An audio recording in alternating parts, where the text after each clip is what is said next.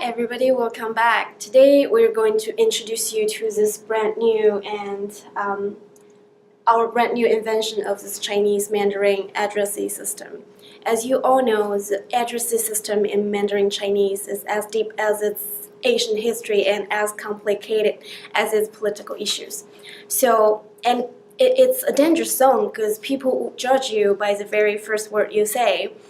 If you want to say things like, if you want to use like 我的普通话说得不好 or 我听不懂 as excuses or to like swipe your face card to get a free pass, then you don't really need to learn this. But if you want to get better, then it's better to know something about it.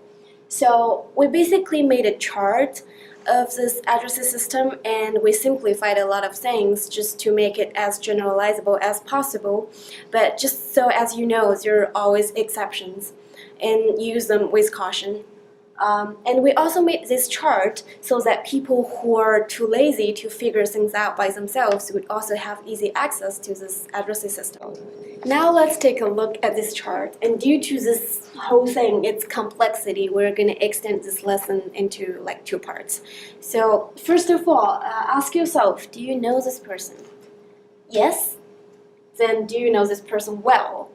If it's still a yes, then you can basically call whatever you like. Like, you can basically call this person whatever you like, including like those formats or forms that your teacher told you never to use. For example, 喂,那个, which basically means nothing and carries no respect, but just works as attention getters. Just like 喂,那个, come over. It's like 过来一下. 那个谁?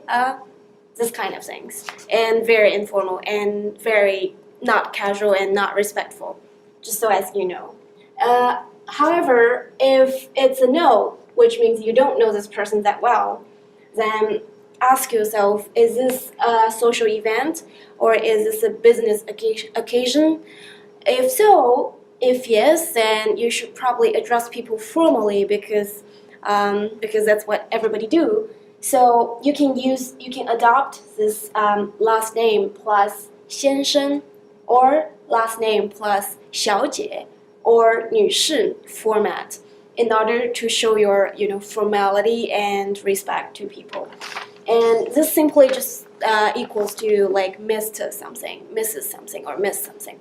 However, one more thing to note here is that it's better to avoid using this 小姐without adding last name, because this word 小姐 miss has like certain cultural reference to like sex workers in modern Chinese culture, in modern Chinese society. Although it used to be such an elegant word to refer to ladies from middle or upper class families, but anyway, just be careful. Okay, so if this is not a social event, then if you still call people Mr. or Mrs., then you're being too uptight, and Chinese people would think this person is creating distance. But they won't mind because they would probably assume that, okay, this foreigner's Mandarin is probably crappy and we don't really expect this person to get our cultural references.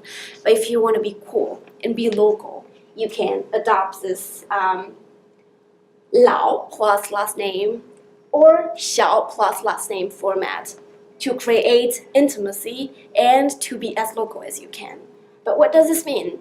老 means old something, but it's a format to express your intimacy to this person and just to close, like to decrease the distance between you two, but it does not carry any like disrespectful meaning. And you can also call people like 小 plus something. For example, people would call me 小吴 because my last name is Wu.